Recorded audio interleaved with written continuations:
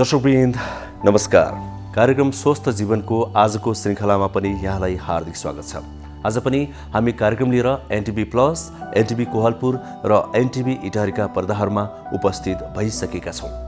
नेपाल सरकार स्वास्थ्य तथा जनसङ्ख्या मन्त्रालय, राष्ट्रिय स्वास्थ्य शिक्षा सूचना तथा सञ्चार केन्द्र र नेपाल टेलिभिजन बीचको सहकार्यमा यो कार्यक्रम निर्माण एवं प्रसारण हुने गर्छ। कार्यक्रममा हामी स्वास्थ्य सम्बन्धी विभिन्न जानकारीमूलक सामग्रीहरू बढीजसो प्रस्तुत गर्ने गर्छौँ। दर्शकवृन्द, हामीले समृद्धिका कुरा गरिरहेका छौँ, विकासका कुरा गरिरहेका छौँ। तीभन्दा अगाडि अहिले भने स्वास्थ्यको कुरा गर्नुपर्ने भएको छ।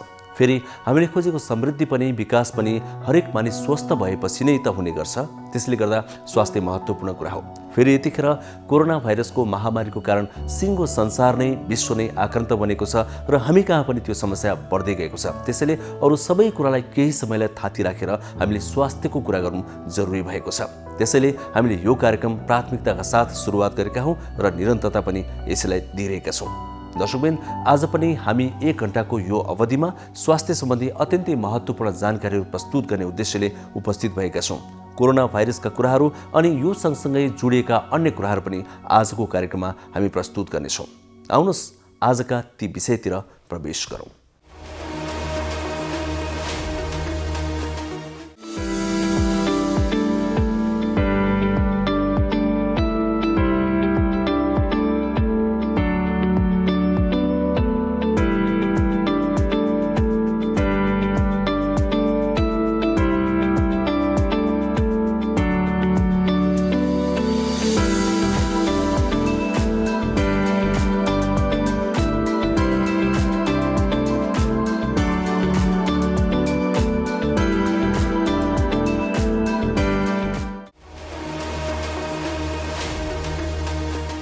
दर्शकवृन्द, यतिखेर हामी कोरोना भाइरसको महामारीको चपेटामा छौँ। त्यसैले गर्दा हामीले प्राथमिकता यसै विषयलाई दिनु परिरहेको छ। यो हाम्रो बाध्यता हो।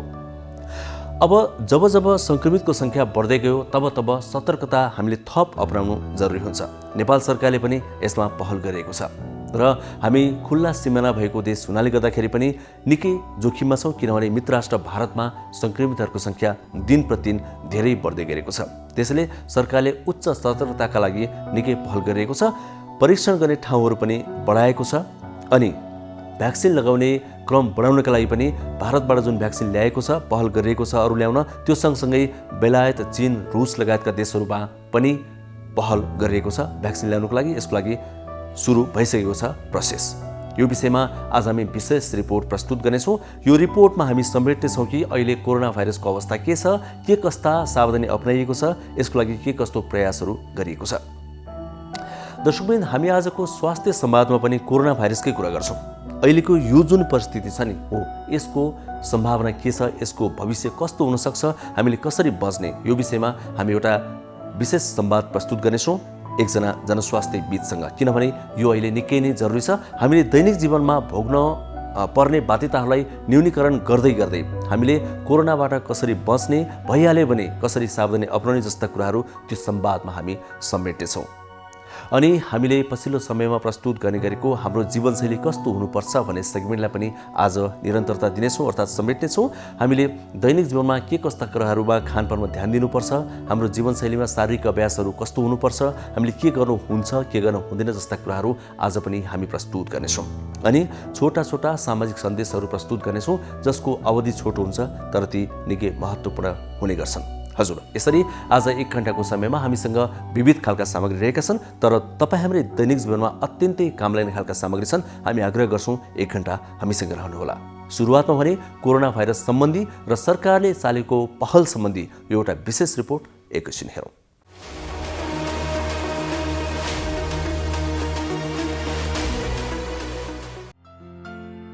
भारतका साथै चीन, रुस र अमेरिकाबाट पनि खोप खरिदको लागि सरकारले कूटनैतिक प्रयास तीव्र पारेको छ। प्रधानमन्त्री केपी शर्मा ओलीले सोमबार देशवासीका नाममा गर्नुभएको सम्बोधनमा सरकार आफैले आवश्यक मात्रामा खोप खरिद प्रक्रिया सुरु गरिसकेको बताउनुभयो। चीन, रुस लगायत खोप उत्पादक राष्ट्र तथा कोभ्याक्ससँग निरन्तर सम्पर्क र समन्वय गरी छिटोभन्दा छिटो पर्याप्त मात्रामा खोप ल्याइसक्न सरकार प्रयत्नशील रहेको प्रधानमन्त्री ओलीको भनाइ छ। सहायताका रूपमा प्राप्त खोपका अतिरिक्त नेपाल सरकार आफैले आवश्यक मात्रामा खोप खरिद प्रक्रिया सुरु गरेको छ।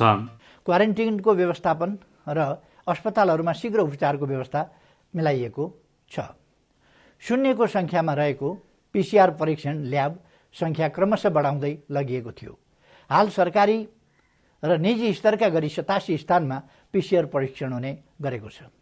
सबैजसो अस्पताललाई कोभिडको उपचार गर्न सक्ने स्थितिमा पुर्याइएको छ। गत एक वर्षको तुलनामा स्वास्थ्य संरचनामा उल्लेखनीय सुधार गरिएको छ।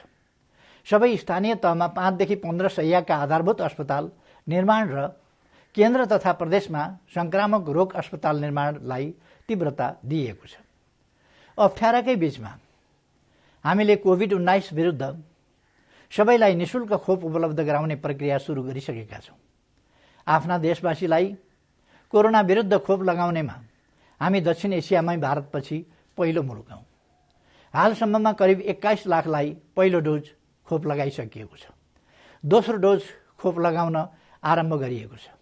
अहिलेसम्म झण्डै 3,70,000ले दोस्रो डोज खोप लगाइसकेका छन्। यस सङ्ख्यामा स्वास्थ्यकर्मी लगायत अन्य अग्रपङ्क्तिमा खटिने व्यक्तिहरू रहेका छन्। मित्र राष्ट्रहरूबाट सहायताका रूपमा प्राप्त खोपका अतिरिक्त नेपाल सरकारले आफै आवश्यक मात्रामा खोप खरिद प्रक्रिया सुरु गरिसकेको छ। चीन, रुस लगायत खोप उत्पादक राष्ट्र तथा कोभ्याक्ससँग निरन्तर सम्पर्क र समन्वय गरी छिटोभन्दा छिटो पर्याप्त मात्रामा खोप ल्याइसक्न नेपाल सरकार प्रयत्नशील छ। कोभिड संक्रमण दर बढ्दै गएपछि सरकारले निषेधाज्ञामा थप कडाई गर्ने नीति समेत लिएको छ। प्रधानमन्त्री ओलीले संक्रमण दर बढ्दै गएकोले निषेधाज्ञामा थप कडाई गर्ने घोषणा गर्दै सबैसँग सहयोगको अपेक्षा समेत गर्नुभयो। प्रधानमन्त्री ओलीले दोस्रो लहरको कोरोना महामारी नियन्त्रण एवं रोकथामका लागि विज्ञहरूको सल्लाह अनुसार निषेधाज्ञा गरिएको बताउनुभयो। उहाँले वैशाख मसान्तसम्म गरिएको यो निषेधाज्ञा थप कडाई हुने बताउनुभयो। स्वास्थ्य तथा जनसङ्ख्या मन्त्रालयको पछिल्लो तथ्याङ्क अनुसार दैनिक 7,000 भन्दा बढी नयाँ सङ्क्रमित भइरहेको अवस्थामा नागरिकको जीवन रक्षा सरकारले पहिलो दायित्वको रूपमा लिएको उहाँले बताउनुभयो। गत वर्षको कोरोना महामारीमा सङ्कट व्यवस्थापन केन्द्रीय निर्देशन समिति निर्माण गरी समयमै गरिएको लकडाउनका कारण कोरोना संक्रमण नियन्त्रणमा सहयोग पुगेको प्रधानमन्त्री ओलीको भनाइ छ। हालसम्म 21 लाखभन्दा बढीले कोरोना विरुद्धको खोप लगाइसकेको र दोस्रो डोजको पनि 3,70,000ले लगाइसकेको उहाँले बताउनुभयो। प्रधानमन्त्री ओलीले प्रदेश र राजधानीमा 1,000 शय्याको कोभिड अस्पताल निर्माण गर्न नेपाली सेनालाई निर्देशन दिनुभयो। ठूला अस्पताललाई कोभिड अस्पतालका रूपमा सञ्चालन गर्न समेत प्रधानमन्त्री ओलीले निर्देशन दिनुभयो। उहाँले वीर अस्पतालको नयाँ भवन, नेपाली सेनाको मिलिटरी अस्पताल, काठमाडौँका मेडिकल कलेज र ठूला सरकारी तथा निजी अस्पताललाई कोभिड अस्पतालका रूपमा सञ्चालन गर्न निर्देशन दिनुभयो। यसैगरी प्रदेश सरकारमा पनि मेडिकल कलेज र ठूला अस्पतालहरूलाई कोभिड र साना अस्पताललाई नन कोभिड अस्पतालको रूपमा सञ्चालन गरिने उहाँले बताउनुभयो। साथै खुला स्थान, रङ्गशाला, पार्टी प्यालेस लगायतलाई क्वारेन्टिनको रूपमा विकास गर्न पनि उहाँले निर्देशन दिनुभयो। प्रत्येक स्थानीय निकायले नेपाल बाहिरबाट आउने व्यक्तिको अभिलेख राखी क्वारेन्टिन, आइसोलेसन तथा उपचारको व्यवस्था गर्ने र घर तथा संस्थागत आइसोलेसनको नियमित अनुगमन गर्ने प्रबन्ध गरिएको छ। सरकारी तथा अन्य कार्यालयमा 1/4 कर्मचारीबाट कार्य सम्पादन गराउन सुरु गरिएको छ। अत्यावश्यक बाहेक अन्य कार्यालय, सङ्घ संस्था वैशाख मसान्तसम्म बन्द रहनेछन्। नेपाली सेनालाई प्रदेश तथा राजधानीमा शीघ्र 1,000 शय्याको अस्थायी अस्पताल निर्माण गर्न निर्देशन दिइएको छ। वीर अस्पतालको नयाँ भवन र नेपाली सेनाको त्रिचन्द्र मिलिटरी अस्पताल, काठमाडौँ उपत्यकाका धेरै शय्या भएका मेडिकल कलेज, ठूला सरकारी तथा निजी अस्पताललाई कोभिड अस्पतालको रूपमा सञ्चालन गरिनेछ। प्रदेश सरकारले पनि उक्त प्रदेशमा रहेका मेडिकल कलेज तथा ठूला अस्पताललाई कोभिड अस्पतालको रूपमा र साना अस्पताललाई नन कोभिड अस्पतालको रूपमा सञ्चालन गर्नेछन्। सबै प्रकारका सार्वजनिक एवं सामुदायिक स्थल, रङ्गशाला, सभा हल, पार्टी प्यालेस, होटल, कारखाना, गोदामघर लगायतका संरचनाहरू प्रयोग गरी सुविधायुक्त क्वारेन्टिन, आइसोलेसन केन्द्र र आवश्यक होल्डिङ सेन्टरको प्रबन्ध गर्न लगाइएको छ। सबै सरकारी तथा निजी अस्पतालले आफू कहाँ उपलब्ध शैय्या र तीमध्ये प्रयोग भएका वा नभएका शैय्याको दैनिक विवरण अद्यावधि गर्ने र त्यस विवरण तत्काल स्वास्थ्य तथा जनसङ्ख्या मन्त्रालयमा पठाउनु पर्नेछ। कुनै अस्पतालले विवरण पुरा नपठाई शैय्या लुकाएको भेटिएमा कारबाही हुनेछ। ठूला अस्पताल तथा मेडिकल कलेजमा अक्सिजन प्लान्टको स्थापना गरिनेछ। सञ्चालनमा नआएका अक्सिजन प्लान्टलाई शीघ्र मर्मत गरी सञ्चालनमा ल्याइनेछ। लिक्विड अक्सिजनको अवैध निर्यात गर्नेलाई कडा कारबाही गरिनेछ। लिक्विड अक्सिजन तथा अक्सिजन जेनेरेटर खरिद गरेर मौजदात राखिनेछ। देशभरका अक्सिजन प्लान्टबाट उत्पादित अक्सिजन हाललाई अस्पताल र उपचारको प्रयोजनका लागि मात्र प्रयोग गर्ने गरी अन्य क्षेत्रमा आपूर्ति गर्न रोक लगाइएको छ। कोभिडको उपचारमा प्रयोग हुने एन्टिभाइरल औषधि तथा अन्य जीवनरक्षक औषधि प्रत्येक अस्पतालले मौजदातमा राख्नुपर्ने व्यवस्था गरिएको छ। प्रधानमन्त्री ओलीले गत वर्षको तुलनामा परीक्षणको दायरा विस्तार गरी सरकारी र निजी स्तरका 87 स्थानबाट PCR परीक्षणको काम भइरहेको तथा सबैजसो अस्पताललाई कोभिडको उपचार गर्न सक्ने स्थितिमा पुर्याएको भन्दै स्वास्थ्य संरचनामा उल्लेखनीय सुधार गरिएको बताउनुभयो।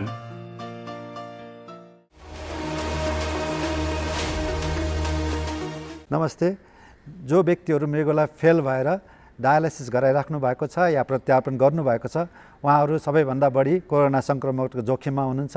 कृपया तपाईँहरू अस्पतालमा डायलाइसिसमा जाँदाखेरि अति उच्च सावधानी अपनाइदिनु होला, सामाजिक दूरी कायम गरिदिनु होला र आवश्यकभन्दा बढी व्यक्ति या अस्पताल कर्मचारीहरूसँग सम्पर्कमा नआइदिनु होला र घरमा फर्केपछि पनि आफ्नो परिवारसँग सामाजिक दूरी कायमै राखिदिनु होला। त्यसै गरी प्रत्यारोपणको व्यक्तिहरू पनि अनावश्यक रूपमा अस्पताल जाने या घरमा भिडभाड गरेर नबस्ने होला।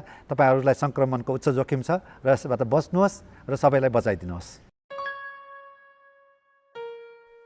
नमस्कार, आज म यहाँहरूलाई नवजात शिशु स्याहार सम्बन्धी जानकारी दिन आएकी छु।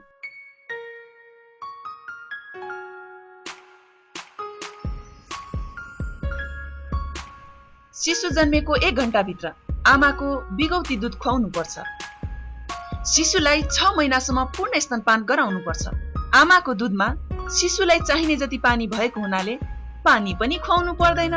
बालबालिकालाई 2 वर्षसम्म पूरा खानाको सँगसँगै आमाको दुध पनि खुवाउनु पर्छ। शिशुले चाहेको जुनसुकै बेला पनि स्तनपान गराउनु पर्छ। कम्तीमा पनि दिनमा 10-12 पटक खुवाउनु पर्छ। शिशुलाई जन्मेको 24 घण्टापछि मात्र नुहाउनु पर्छ र नुहाउँदा पनि मनतातो पानीले नुहाई तुरन्त सफा, नरम र उभानो कपडाले राम्रोसँग पुछी न्यानो गरी राख्नुपर्छ। शिशुको नाभि सधैँ सफा र सुक्खा राख्नुपर्छ।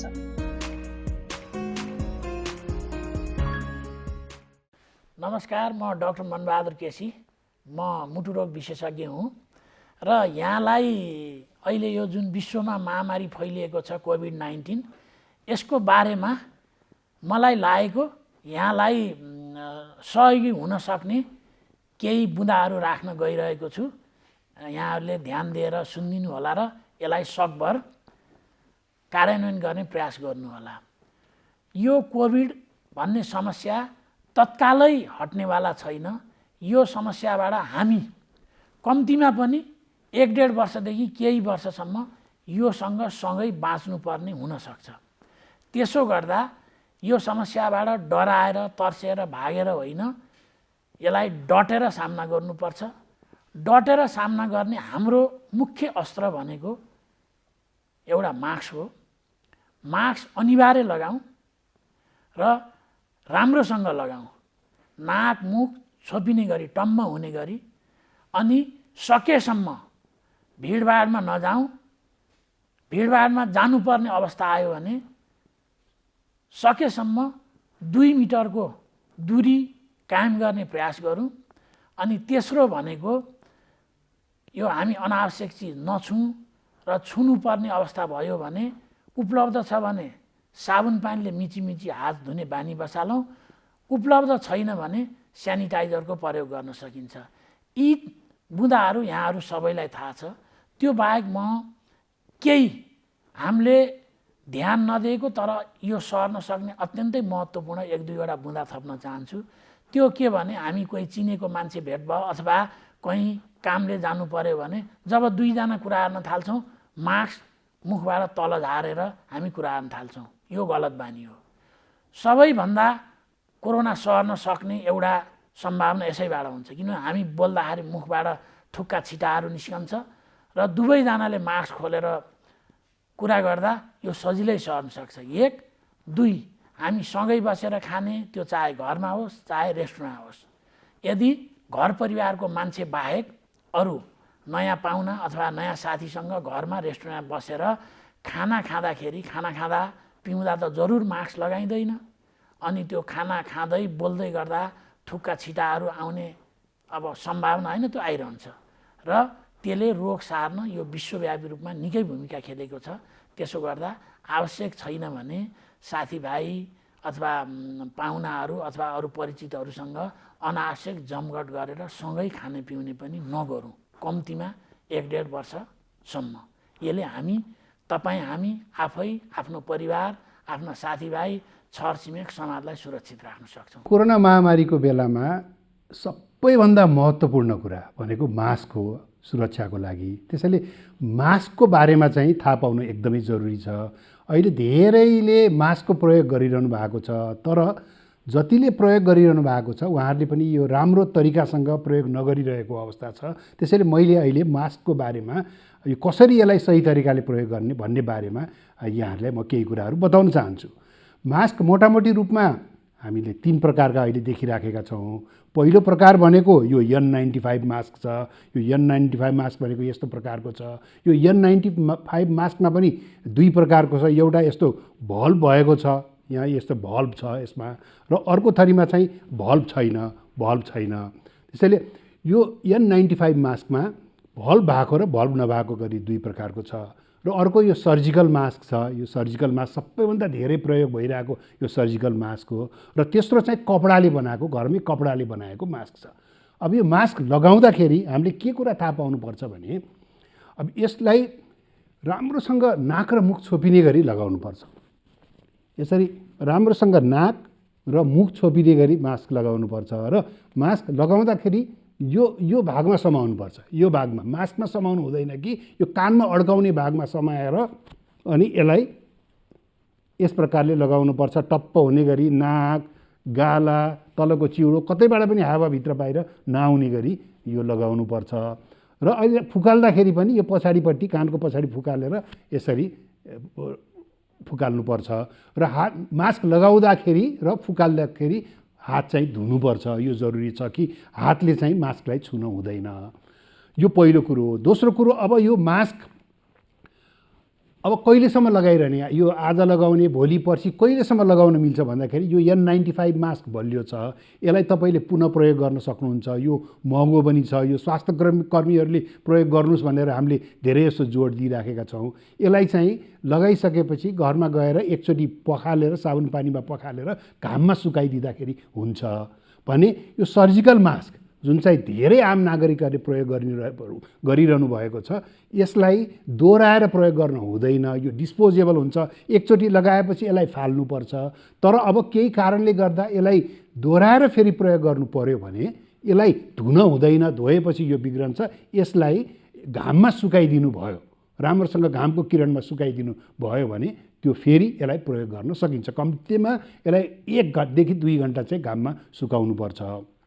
त्यसैले यो मास्कको बारेमा हामीले यति कुरा। अर्को कुरा के छ त भन्दाखेरि कपडाको मास्क पनि उत्तिकै प्रभावकारी छ। अब कपडाको मास्क तपाईँले 3वटा लेयर, 3वटा तहको कपडाको मास्क बनाउन सकिन्छ र त्यसलाई घरमा मजाले धोएर त्यसलाई घाममा सुकाएर पुनः प्रयोग गर्न सक्नुहुन्छ। त्यसैले मास्कै नलगाउनुभन्दा जस्तो प्रकारको मास्क भए पनि मास्क लगाउनु उचित हुन्छ। र अहिले कोरोना भाइरसबाट बच्ने सबैभन्दा महत्त्वपूर्ण हतियार भनेको मास्क नै हो। त्यसकारणले यो मास्कलाई चाहिँ सही तरिकाले लगाउनुहोस् भन्ने मैले अनुरोध गर्न चाहन्छु।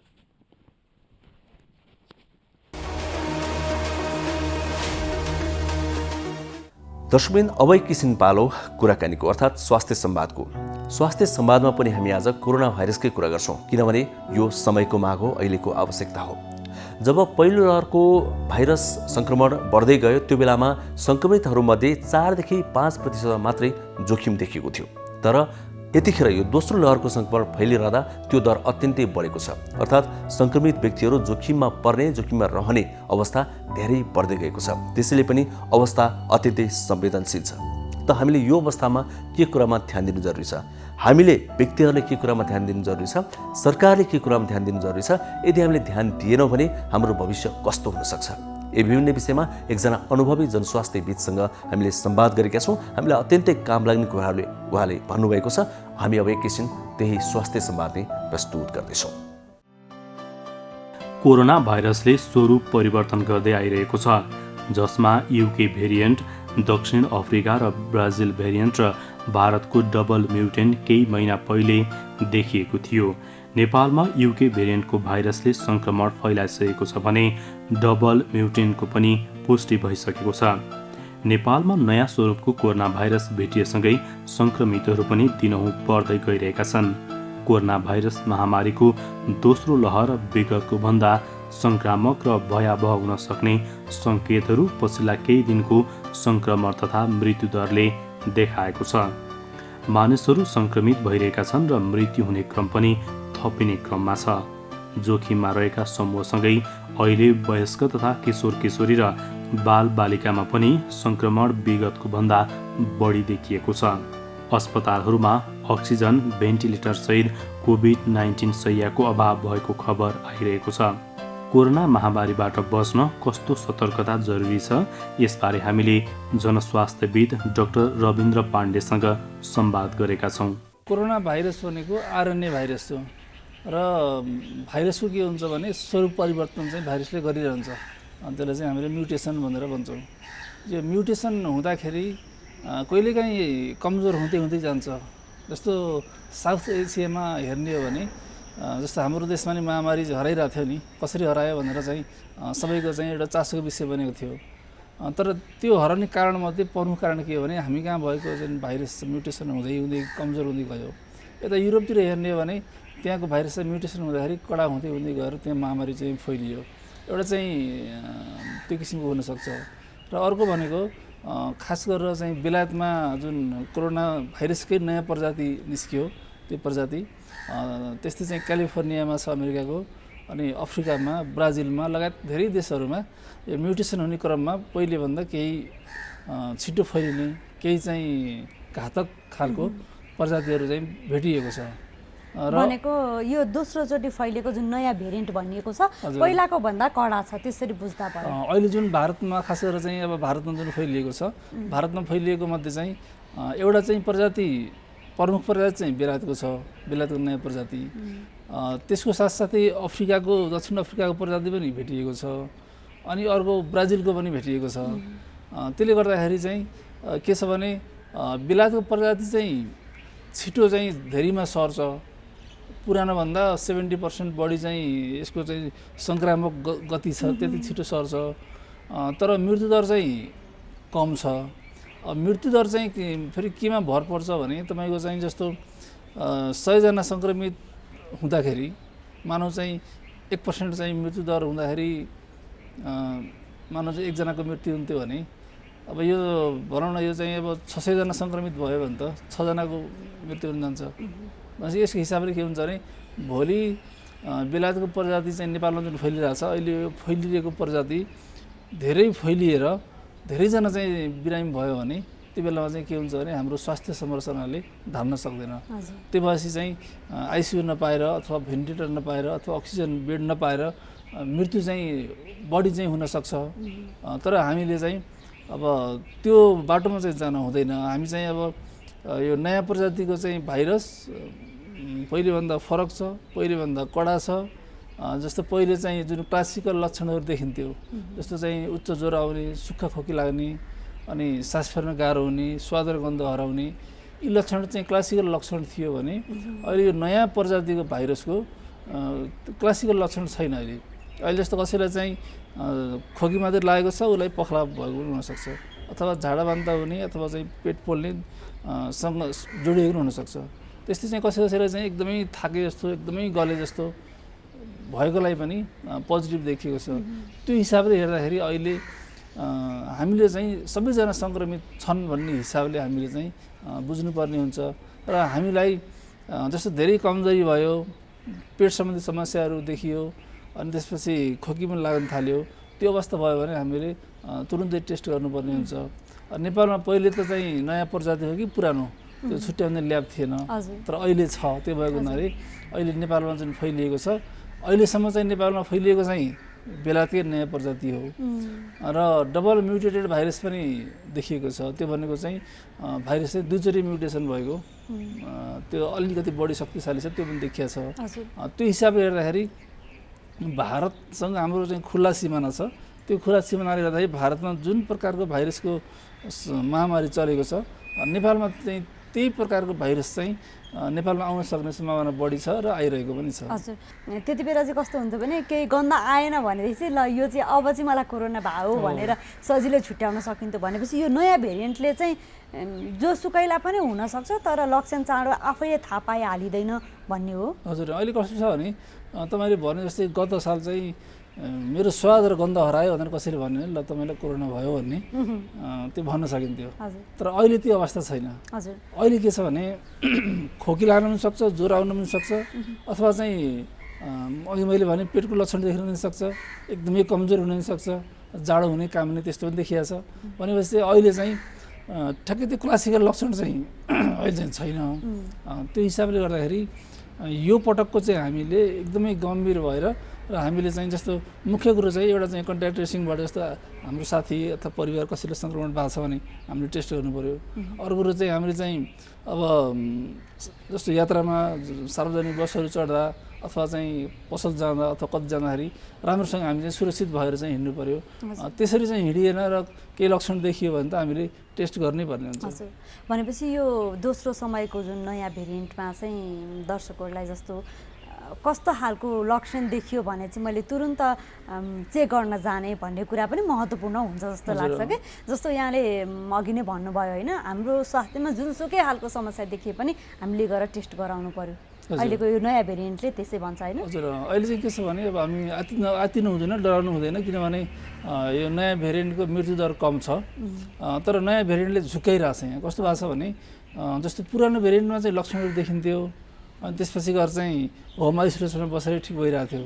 तर अहिले के छ भने लक्षण चाहिँ नदेखिने, तर एक्कासी चाहिँ पछि चाहिँ कोभिड निमोनिया एक्कासी चाहिँ निमोनिया हुने, निमोनिया भइसकेपछि चाहिँ उसलाई आइसियुको चाहिँ सुविधा चाहिन सक्ने अथवा अक्सिजन बेड आवश्यक पर्ने त्यो खालको चाहिँ देखिएको छ।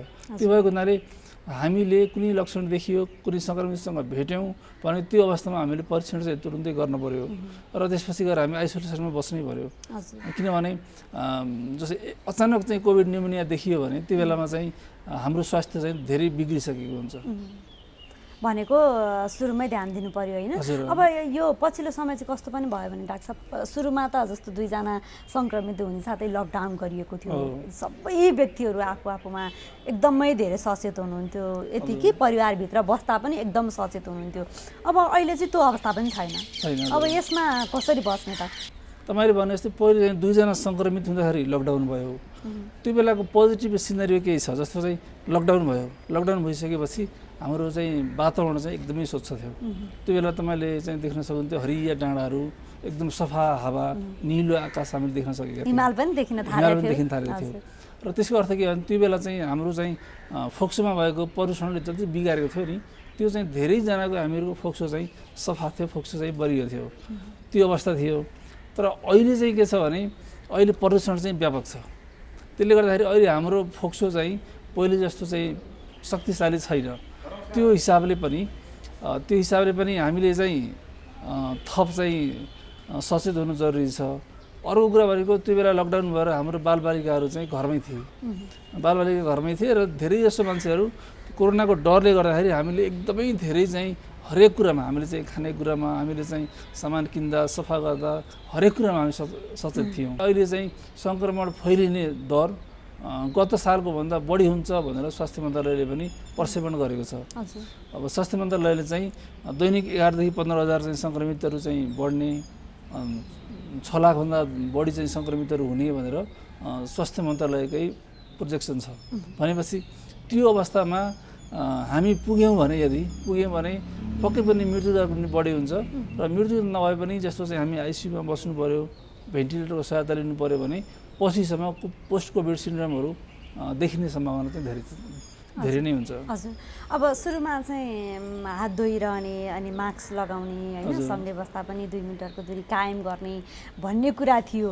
हजुर, अब त्यसलाई अब यो भेरिएन्टमा त्यसैलाई फलो गर्ने हो अथवा अरू केही हुनसक्छ, के हुन्छ? जस्तो अहिलेको भेरिएन्ट पनि कोरोना भाइरसकै भेरिएन्ट हो होइन। त्यो हिसाबले हामीहरूले जनस्वास्थ्यका मापदण्डहरू जस्तो पहिलेका मापदण्ड त हामीले पालना गर्नै पर्यो। सबभन्दा ठुलो चाहिँ कुरा भनेको मास्क हो। अहिले पनि चाहिँ मास्कहरू जस्तो चाहिँ बजारतिर सबैतिर मैले देखिरहेको छु, मान्छेहरूले मास्क चाहिँ धेरै जसरी चिउँडोमा अथवा नाकमुनि लगाएको चाहिँ देखिरहेको छु मैले होइन। र मैले पोहोर साल पनि भन्ने गरेको थिएँ, कोरोना भाइरस सबैभन्दा बढी चाहिँ हाम्रो शरीरमा प्रवेश गर्ने नाकबाट हो सबभन्दा धेरै, दोस्रो चाहिँ मुखबाट हो र एकदम नोमिनल चाहिँ आँखाबाट हो। त्यो हुँदाखेरि यदि हामीले नाक चाहिँ राम्रोसँग छोपेर, नाक र मुख राम्रोसँग छोपेर र चाहिँ एयर टाइट हुने गरी चारैतिरबाट चाहिँ केही छिर्न नसक्ने त्यसरी हामीले मास्क लगायौँ भने पनि हामी धेरै हदसम्म बच्छौँ। हरेक नागरिक सचेत भएर हामीले भौतिक दूरीलाई पनि हामीले हरेक ठाउँमा चाहिँ ख्याल गर्ने। अनि त्यसपछि अर्को कुरा भनेको अब हात धोइरहने त अब त्यो भन्नै परेन, त्यो चाहिँ हामी सबै भनिरहेका छौँ। यी बाहेकका पनि अन्य पनि मापदण्ड छन्, जस्तो चाहिँ जनस्वास्थ्यको मापदण्ड अरू पनि अब के पर्छ भने सरकारले जारी गरेका बेलामा जुन सूचना दिएको हुन्छ, जुन जानकारी दिएको हुन्छ, जुन हामीले चाहिँ निर्देशिका दिएको हुन्छ, त्यो हामी नागरिकले पालना गर्नुपर्छ। अर्को पक्ष भनेको चाहिँ जस्तो सरकारले खोप लगाउनलाई जुन बेला तोकेको छ नि उमेर समूहलाई, त्यो बेलामा हामीले गएर खोप लगाउनुपर्छ। जुनसुकै महामारी पनि खोपबाटै अन्त्य भएका छन्, त्यसले गर्दाखेरि जति सक्यो चाहिँ हामीले खोप लगाउनको लागि हामी चाहिँ उत्साहित हुनुपर्छ र खोपबारे चाहिँ जुन चलेका हल्लाहरू छन् ती हल्लाहरू हामीले विश्वास गर्नु हुँदैन। जस्तो कोरोनाको खोप लगाइसकेको व्यक्ति पनि कतिको जोखिम हुनुहुन्छ यसमा चाहिँ? सर्न चाहिँ सक्छ। जस्तो उहाँहरू चाहिँ मानव चाहिँ भ्याक्सिन लागेको मान्छेहरू चाहिँ भिडमा हिँड्नुभयो, मास्क लगाउनु भएन, मापदण्ड पालना गर्नु भएन भने सर्न सक्छ उहाँहरूलाई। तर उहाँहरूलाई सरे पनि उहाँहरूभित्र जुन भाइरससँग लड्ने एन्टिबडी भएको हुनाले उहाँहरू चाहिँ गम्भीर हुने, मृत्यु हुने सम्भावना एकदमै कम हुन्छ। तर उहाँहरूले अरूलाई सार्न सक्नुहुन्छ र ती सरेका व्यक्तिहरूले यदि भ्याक्सिन लागेको छैन भने उहाँहरूले चाहिँ जोखिम हुनसक्छ। हजुर, अब जस्तो यो पछिल्लो समय चाहिँ बालबालिकामा पनि एकदमै धेरै देखिनुको कारण पनि अघि नै यहाँले भनिसक्नुभयो। अब बालबालिकालाई चाहिँ कसरी बचाउन सकिएला? यो एकदमै ठुलो कुरा हो, किनकि जस्तो अहिले बालबालिका भनौँ न अहिले यो नयाँ चाहिँ सङ्क्रमण बढेपछि बालबालिकाहरू सङ्क्रमित हुने दर बढेको छ र केही बालबालिकाहरू आइसियुमा पनि छन् र मृत्यु पनि भएको छ। त्यो हिसाबले गर्दाखेरि अब हामी चाहिँ एकदमै सचेत हुनु जरुरी छ कि हाम्रो बालबालिकालाई हामीले कसरी सुरक्षा गर्ने। र यस्तो महामारी फैलिएको बेलामा बालबालिकाको जीवनभन्दा शिक्षा ठुलो होइन र हामीले अनलाइन विधिबाटै हामीले चाहिँ बालबालिकालाई पढाउनु पर्ने हुन्छ र स्कुलमा के हुन्छ भने बालबालिकाहरूको साथीहरू हुन्छ, उनीहरूले चाहिँ खाजा सेयर गर्छ, पानी सेयर गर्छ, मास्क समेत सेयर गरेर लागेको चाहिँ न्युज आइरहेछ होइन। भौतिक दूरी कायम गर्न सम्भव छैन, किनकि एउटा कोठामा 30जना 40जना विद्यार्थी बसेको हुन्छ, त्यस्तै चाहिँ गल्लीहरू साँघुरो हुन्छ, बाथरुमहरू सीमित हुन्छ। त्यसले गर्दाखेरि एकदमै सबैले चाहिँ एकदम गम्भीर भएर यो पटक हामीले चाहिँ अनलाइन क्लास नै सुरु गर्नुपर्ने हुन्छ र स्कुल चाहिँ नपठाउन भनेर त स्वास्थ्य मन्त्रालयले पनि भनिसकेको अवस्था छ। त्यो हिसाबले चाहिँ हामी सबै पक्ष, हामी चाहिँ स्कुल व्यवसायीहरू, त्यसपछि हामी अभिभावक, विद्यार्थी सबैले यो कुरो चाहिँ गम्भीर रूपमा बुझेर हामीले चाहिँ विद्यालय चाहिँ हामीले चाहिँ लाई अनलाइन मार्फत चाहिँ चलाउनु पर्ने हुन्छ एउटा पक्ष। अर्को पक्ष बालबालिका चाहिँ आफू सङ्क्रमित भएर जब घरमा जान्छन् उनीहरूले चाहिँ आफ्नो गार्जियनहरूलाई सङ्क्रमित गराउँछन् र त्यो गार्जियनहरू जो जोखिम वर्ग छ उहाँहरूको चाहिँ गम्भीर हुने अथवा मृत्यु हुने सम्भावना चाहिँ बढी हुन्छ। त्यसले गर्दाखेरि चाहिँ बालबालिकालाई अविलम्ब चाहिँ यो अनलाइन प्रविधिमा चाहिँ लानुपर्छ र बालबालिकालाई कुनै पनि हालतमा जोखिममा राख्नु हुँदैन। त्यस्तै अभिभावकले पनि पढाइको कुरो मात्र होइन, जस्तो चाहिँ बच्चाहरूलाई चाहिँ खेल्न जान दिने, सामान किन्न पठाउने, जस्तो त्यो खालको गतिविधि गर्नु भएन। बच्चाहरूलाई चाहिँ घरभित्रै राख्नु पर्यो र त्यस्तै चाहिँ बालबच्चालाई पनि हामीले चाहिँ बालबच्चाले बुझ्ने भाषामा हामीले चाहिँ उनीहरूले के गर्नुपर्ने त्यो खालको चाहिँ सामग्री पनि उत्पादन गर्नु पर्यो र गार्जियनले आफ्नो बालबालिकालाई राम्रोसँग सिकाउनु पर्यो। यसरी चाहिँ हामीले सबै जनताले, तपाईँले, मैले, सबै जनताले हामीले चाहिँ जनस्वास्थ्यको मापदण्ड पालन गऱ्यौँ भने हाम्रोमा जुनसुकै भेरिएन्टको चाहिँ भाइरस आए पनि हामीलाई त्यसले चाहिँ सङ्क्रमण गर्दैन। तर हामीले जनस्वास्थ्यको मापदण्ड पालना गरेनौँ भने कमजोर प्रजातिको चाहिँ आए पनि त्यसले चाहिँ हामीलाई चाहिँ गम्भीर गराउन सक्छ, किनकि यो नयाँ भाइरस हो।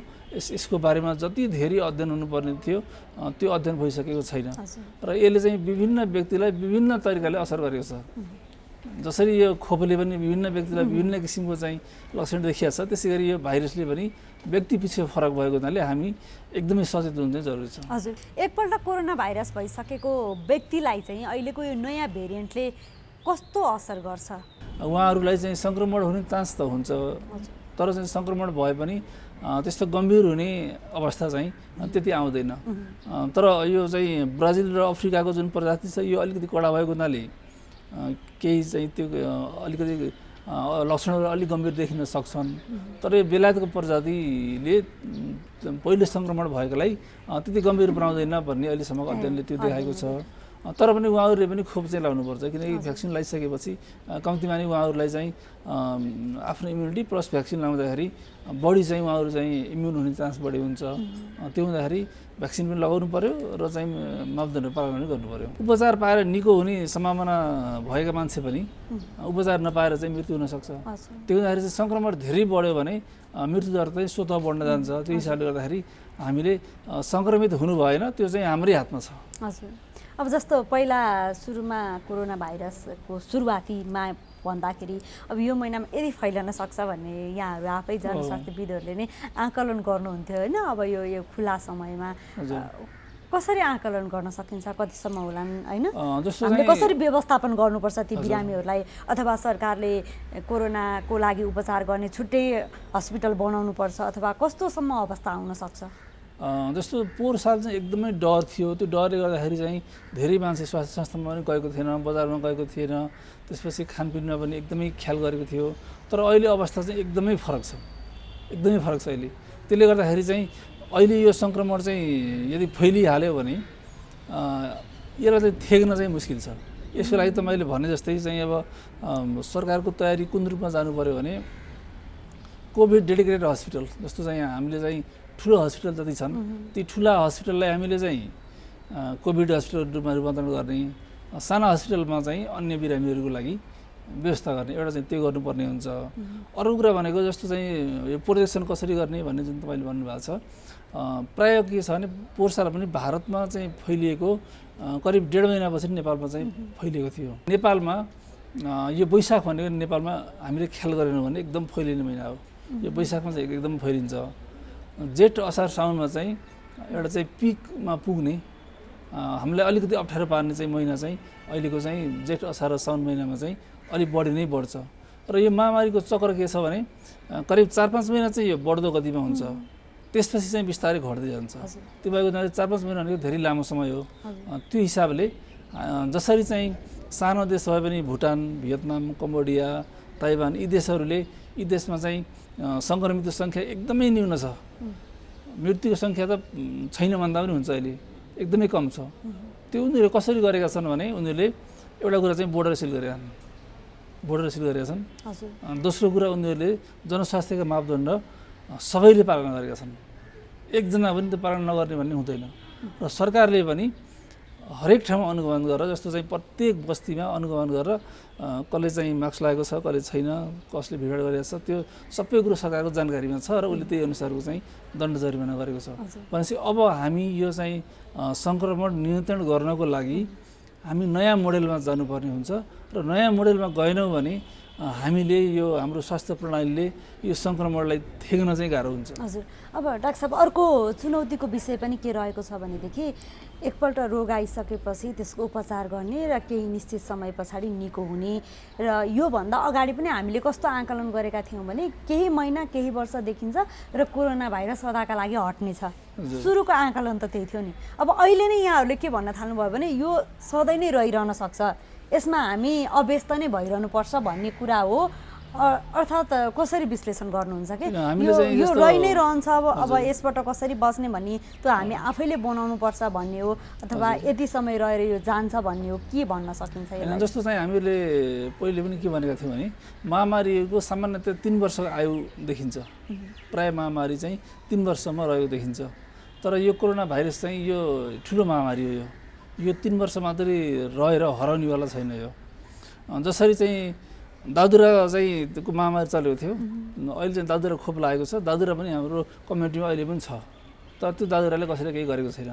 त्यसै गरी के हुन्छ भने भोलि चाहिँ हामी सबैले भ्याक्सिन लगाइसकेपछि भ्याक्सिन लगाउँछौँ, भ्याक्सिन लगाइसकेपछि चाहिँ हामी चाहिँ इम्युन हुन्छौँ र अर्को साल नयाँ प्रजाति आयो भने त्यसपछि जस्तो चाहिँ इन्फ्लुएन्जाको भ्याक्सिन जस्तै अर्को साल त्यो प्रजाति पनि मिसाएर अपग्रेड गरेर चाहिँ हामी लगाउने, त्यसरी हामी अगाडि बढ्ने हो।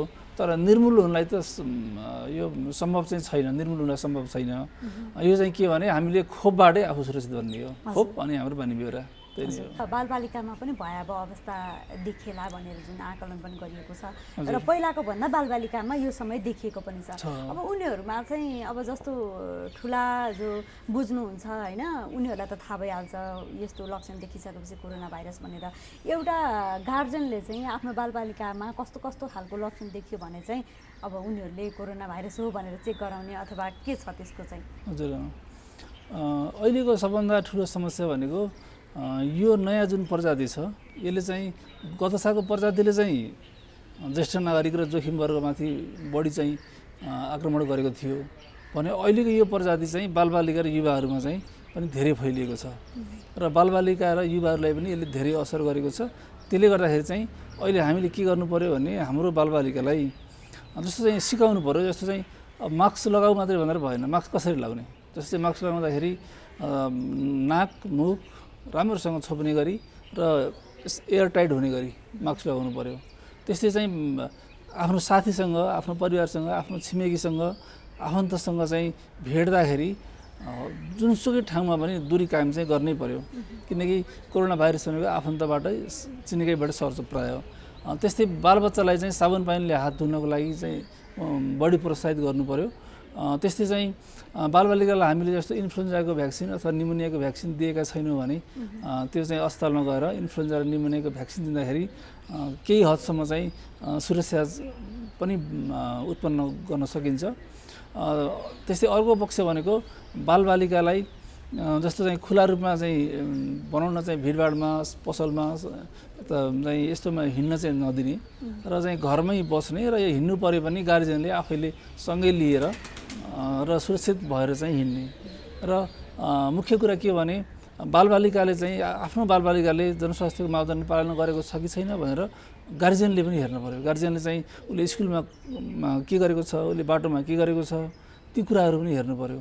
र यदि बालबालिकालाई कुनै लक्षण देखियो, जस्तो चाहिँ प्राय बालबालिकामा लक्षण देखिएको छ जस्तो उच्च ज्वरो आउने, खोकी लाग्ने, सास फेर्न गाह्रो हुने, त्यो खालको लक्षण देखियो भने हामीले तुरुन्तै अब पिसिआर टेस्ट पनि गर्नु पर्यो र चाहिँ चिकित्सकको सल्लाह अनुसार छातीको एक्सरे पनि गरेर हेर्नु पर्यो, किनभने कोभिड निमोनिया भइसकेपछि अलिकति अप्ठ्यारो हुन्छ। त्यसले गर्दाखेरि बच्चाहरू हामीले बच्चाकै लागि पनि हामीले बचाउनु पर्ने हुन्छ। र दोस्रो कुरा भनेको बच्चाले ठुला मान्छेहरूभन्दा बच्चाले धेरै सार्न सक्छ, किनभने बच्चाहरू चाहिँ जस्तो क्लोज कन्ट्याक्टमा हुन्छ, जस्तो चाहिँ अभिभावकसँग नजिकै बस्छ, सँगै बस्छ, आफन्तहरूसँग बस्छ, छिमेकीहरूसँग जान्छ। त्यसले गर्दाखेरि चाहिँ बच्चाले घर घरमा चाहिँ सङ्क्रमण ल्याउने सम्भावना चाहिँ बढी हुन्छ। त्यो भएको हुनाले बच्चाको स्वास्थ्यभन्दा ठुलो केही पनि होइन, जीवनभन्दा ठुलो केही पनि होइन। त्यो भएको हुनाले योचोटि चाहिँ हामीले बच्चालाई चाहिँ घरमै पठन पाठनको व्यवस्था गर्ने र अलिकति बच्चाहरूलाई चाहिँ सामाजिकरण गर्नको लागि पनि हाम्रो चाहिँ भूमिका हुन्छ, बच्चालाई सामाजिकरण पनि गर्ने। यसरी चाहिँ बच्चाहरूलाई चाहिँ हामीले घरभित्रै राखेर र मापदण्ड अपनाएर चाहिँ राख्यौँ भने यो महामारी हामीले पार गर्न सक्छौँ। तर अहिले जसरी छोडेका छौँ हामीले त्यसरी छोड्यौँ भने भोलि चाहिँ एकदमै अप्ठ्यारो स्थिति आउने चाहिँ धेरै विज्ञहरूले कल्पना गरेका छन् र त्यो आउन सक्छ। किनभने हामीले भारतमै देखिरहेको छौँ भारतलाई अहिले धेरै गाह्रो भएको छ भने हामी कहाँ त त्यो लेभलको फेसिलिटी पनि छैन, हामी कहाँ स्वास्थ्य संस्थाहरू कम छन्। त्यसले गर्दाखेरि चाहिँ र सरकारले पनि बालबालिकाहरूको लागि स्पेसली चाहिँ जस्तो चाहिँ केही हस्पिटललाई बालबालिका कोभिड डेडिकेटेड हस्पिटलको रूपमा विकास गरेर बच्चाहरूलाई फोकस गरेर ट्रिटमेन्ट गर्नुपर्ने त्यो खालको चाहिँ देखिन्छ। किनभने बच्चाहरूको ट्रिटमेन्ट र एडल्टको ट्रिटमेन्टमा केही फरक हुन्छ। त्यसले गर्दाखेरि उनीहरूलाई चाहिँ विशेष उनीहरूको चाहिँ आइसोलेसन कसरी गर्ने, उनीहरूलाई चाहिँ क्वारेन्टाइन कसरी राख्ने त्यो विषयमा चाहिँ अलिकति चाहिँ धेरै कुराहरू चाहिँ आउनु बाँकी छ र ती कुराहरू कोभिड डेडिकेटेड चाहिँ हस्पिटलमा ती व्यवस्थाहरू चाहिँ गऱ्यौँ भने पनि बालबालिकालाई हामीले धेरै बचाउन सक्छौँ।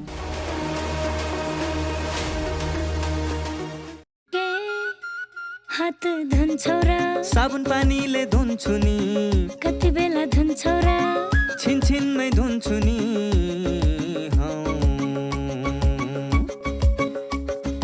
घरमा पस्दा अफिस पस्दा सधैँ धुन्छु हात, कोरोनालाई यसै गरी भगाइदिन्छु म त।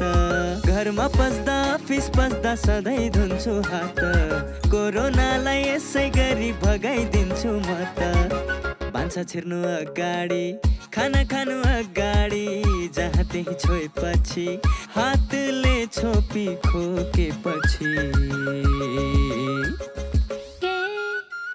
हात धुन्छौ र साबुन पानीले धुन्छु नि, कति बेला धुन्छौ र छिनछिनमै धुन्छु नि। कोरोनाबाट बच्ने 3 उपायहरू: व्यक्ति व्यक्ति बीच 2 मिटर टाढा बस्ने, घरबाट बाहिर निस्कँदा मास्क लगाउने र बेला बेलामा साबुन पानीले मिच्ची 20 सेकेन्डसम्म हात धुने। कोरोनाबाट आफू पनि बचाउँ र अरूलाई पनि बचाउँ। नमस्ते, म डाक्टर निपुण श्रेष्ठ, बालरोग विशेषज्ञ। अहिले यो कोभिड-19 इन्फेक्सनको जुन एउटा महामारी जुन सुरु भएको छ यसमा चाहिँ बालबालिकाहरू पनि उत्तिमै जोखिममा छन्। हामीले बालबालिकाहरूलाई यो कोभिड इन्फेक्सनबाट जोगाउनु धेरै जरुरी देखिन्छ। अब बालबालिकालाई जोगाउनको लागि हामीले जुन ठुलो मान्छेहरूको लागि भन्छौँ त्यस्तै नै हो। मास्कको प्रपर युज हुनु पर्यो, हात टाइममा धोइराख्नु पर्यो, ह्यान्ड सेनिटाइजरहरू युज गरिराख्नु पर्यो, सोसियल डिस्टेन्स मेन्टेन गर्नु पर्यो, बच्चाहरू बाहिर गएर अरूसँग धेरै घुलमिल हुनु भएन, घरमै बसिराख्नु पर्यो। यति हामीले गऱ्यौँ भने हामीले बालबालिकाहरूलाई पनि यो कोभिड-19 को इन्फेक्सनबाट बचाउन सक्छौँ।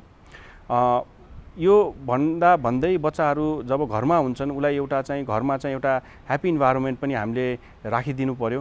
बुवा आमाले बच्चालाई के गरेर खुसी राख्न सकिन्छ हैन, उसको इन्ट्रेस्ट के छ, म्युजिक गर्न चाहन्छ कि आर्ट गर्न चाहन्छ कि कुनै खेल घरभित्रै खेल्न चाहन्छ कि त्यो सबमा बुवा आमा पनि इन्भल्भ भएर उसलाई चाहिँ खुसी राख्न सक्नुभयो भने उसलाई यो सिनारियो जुन अहिले कोभिड सिनारियो छ त्यसबाट हामी सुरक्षित राख्न सक्छौँ र उसको मानसिक र शारीरिक विकासमा पनि हामी मद्दत गर्न सक्छौँ जस्तो चाहिँ हामीलाई लाग्छ। किन लखडा तिमीहरूले कुकुरलाई? ऊ त्यहाँ नारायणलाई कुकुरले टोक्यो। ओहो, साउन पानी लिएर आऊ त छिटै या। नारायण बाबु, काँटोको कुकुरले। कुकुर हेर्नुस् न। ए साउन पानी छिटै ल्याउनु दौडा। कसको कुकुर रहेछ? खै टोकेर भाग्यो। भुसिया हो कि? कुकुरले साउन पानी। ल्याउ। कुनै पनि कुकुरले टोक्यो भने 5 मिनेटसम्म साबुन पानीले सफा गर्नुपर्छ। किनेको वा पाल्या कुकुर हो भने 10 दिनसम्म हेर्नुपर्छ। 10 दिनभित्र त्यो कुकुर मर्यो वा हरायो भने तुरुन्तै इन्जेक्सन लाउनुपर्छ। होइन गुरु, कहाँ खोज्नु त्यो कुकुरलाई मैले? यस्तो बेला तुरुन्त अस्पताल जानुपर्छ। हिँडे जाउँ, उठाऊ। ठिक गर्नुभयो। अझ औला, गाला, टाउको, घाँटीमा टोकेको भए त झन् बढी खतरा हुन्थ्यो।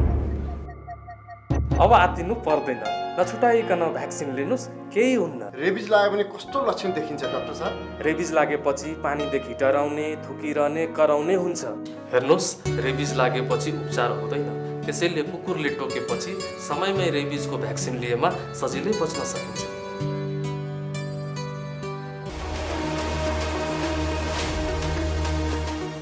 दर्शकवृन्द, कार्यक्रममा यहाँहरूलाई फेरि पनि हार्दिक स्वागत छ। हामी NTV plus, NTV Kohalpur, NTV टहरमा यो कार्यक्रम लिएर हरेक दिन आउने गर्छौँ फरक समयमा। अब एकैछिन जीवनशैलीको कुरा गरौँ। हामीले जति पनि रोगहरू निम्त्याइरहेका छौँ, जति पनि समस्याहरू निम्त्याइरहेका छौँ, तिनको कारण भनेको अधिकांश कारण भनेको चाहिँ हाम्रो जीवनशैली नै हो भनेर विज्ञहरूले भन्दै आएका छन्। पछिल्लो समयमा हामी धेरै विलासी हुन थाल्यौँ, शौकीन हुन थाल्यौँ। त्यसैले हामीले अर्ग्यानिक लगायतका खानेकुराहरू भन्दा पनि स्वादिला खानेकुराहरू बढी खोज्न थाल्यौँ। हामीले स्वास्थ्यको लागि भन्दा पनि स्वादको लागि बढी खान थाल्यौँ अनि शारीरिक अभ्यास पनि कम गर्न थाल्यौँ। हाम्रो जीवनशैली नै फरक भयो। त्यसैले हामी बढी रोगी हुँदै गयौँ भनेर स्वास्थ्यविदहरूले भन्दै आएका छन्। त्यसो भए खासमा हाम्रो जीवनशैली के कस्तो हुनु पर्थ्यो त, कस्तो हुनुपर्छ, हामीले के कस्ता कुराहरू खानुहुन्छ, के कस्ता कुराहरू खानु हुँदैन, हाम्रो जीवनशैली कस्तो हुनुपर्छ, एकजना विज्ञसँग गरिएको कुराकानीमा आधारित अर्थात् उहाँले दिएको सुझावको आधारमा तयार पारेको यो सामग्री अब हामी प्रस्तुत गर्दैछौँ। यो सेगमेन्ट एकैछिन हेरौँ।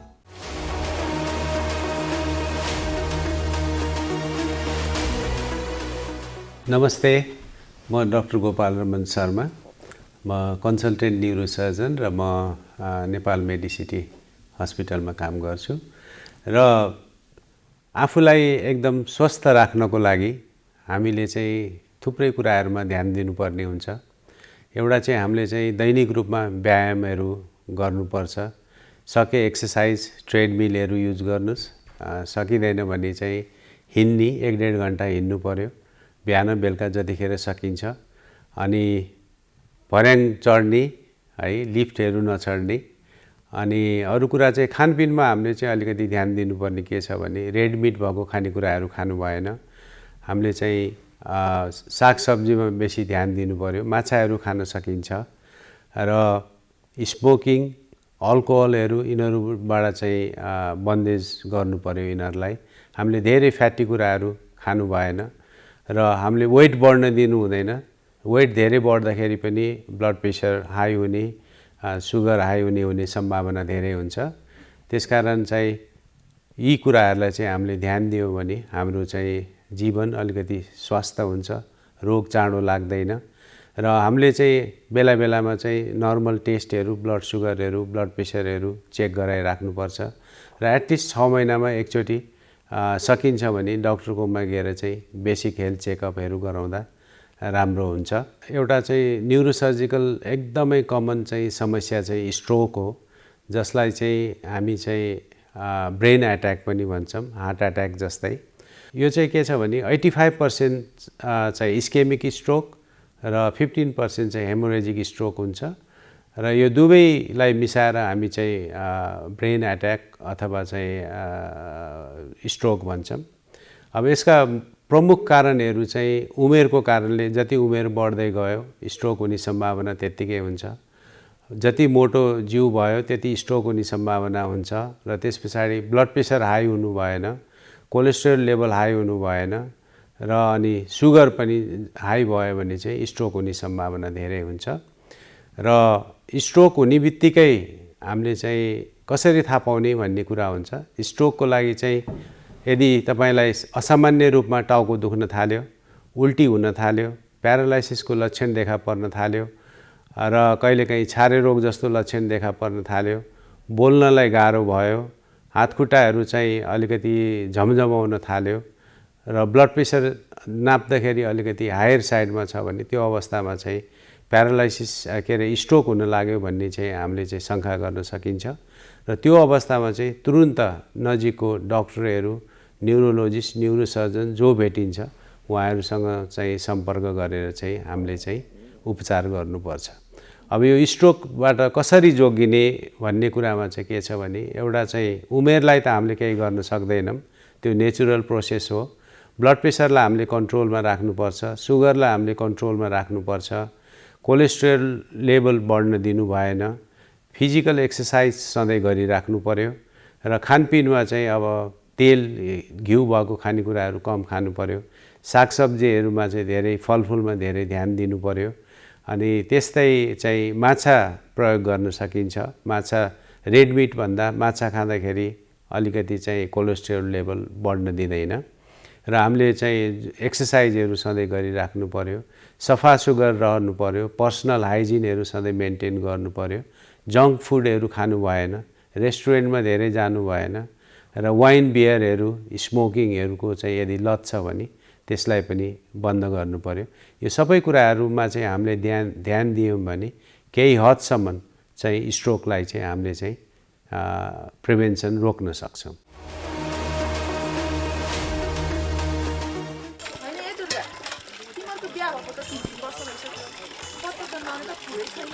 अब उहाँ भर्खर जागिर लाग्नु भएको, फेरि त्यति राम्रो कमाइ पनि छैन। अहिले नि बच्चा जन्माएर कसरी हुर्काउने? तपाईँले जस्तै वर्षेनी जन्माउनु राम्रो हो त?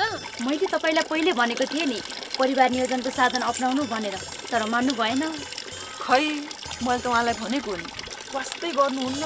मैले त दिदी 5 वर्ष काम गर्ने पाखुरामा इम्प्लान्ट लगाएको छु नि। अर्को आयुसिटी भन्ने पनि हुन्छ, त्यसले एकपटक लगाएपछि 12 वर्षसम्म गर्भ रोक्छ, फेरि बिचमा सन्तानको इच्छा भए निकाल्न पनि मिल्छ। सजिलोको लागि त पिल सके खाएको भए नि भइहाल्थ्यो नि। त्यही त, अनि 3 महिने सुई पनि छ, नभए दाइले कर्ण प्रयोग गरेको भए पनि त हुन्थ्यो।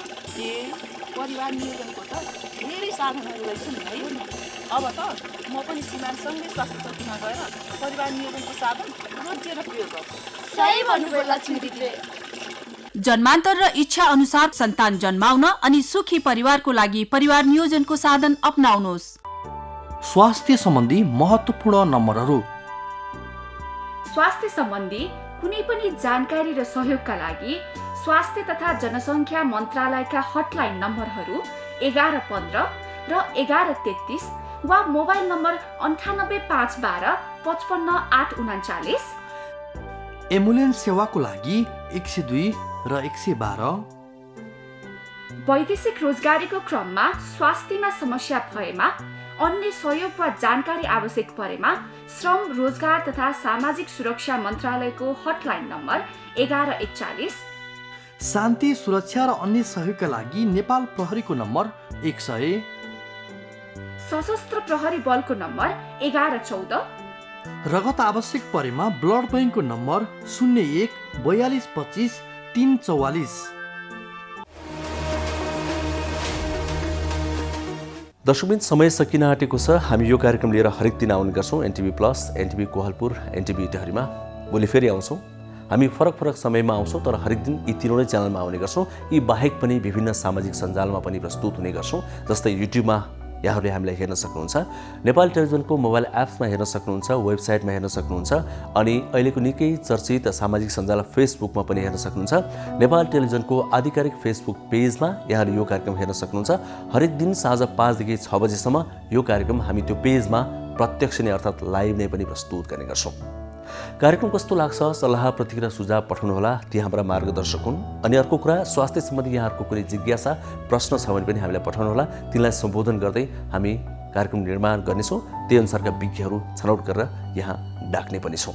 त्यसका लागि यहाँहरूले टेलिफोन गर्दा पनि हुन्छ, अनि SMS गर्दा पनि हुन्छ, त्यही नम्बर हो। भाइबर गर्दा पनि हुन्छ, या इमेल पनि गर्न सक्नुहुन्छ। हामीले विस्तृत जानकारी स्क्रिनमा देखाइरहेका छौँ। हामी फेरि पनि भन्छौँ, कोरोना भाइरसको महामारीले हामी सबैलाई पिरोलिरहेको छ। सतर्कता अपनाऊ, सबैभन्दा ठुलो कुरा त्यही नै हो। यदि सङ्क्रमित भइहालियो भने निकै ध्यान दिउँ, नआत्तियौँ। आत्तिएर समस्याको समाधान हुँदैन। हामी यहाँबाट फेरि पनि आग्रह गर्छौँ कि रोग लाग्नुभन्दा, त्यसपछि उपचार गर्नुभन्दा रोग लाग्नै नदिनु राम्रो। सतर्कता समयमै अपनाऊ। आजलाई छुट्टिन्छौँ। भोलि फेरि पनि यो कार्यक्रम लिएर आउँछौँ। हामी सबैजनालाई बिदा दिनुहोस्। हस्त, नमस्ते।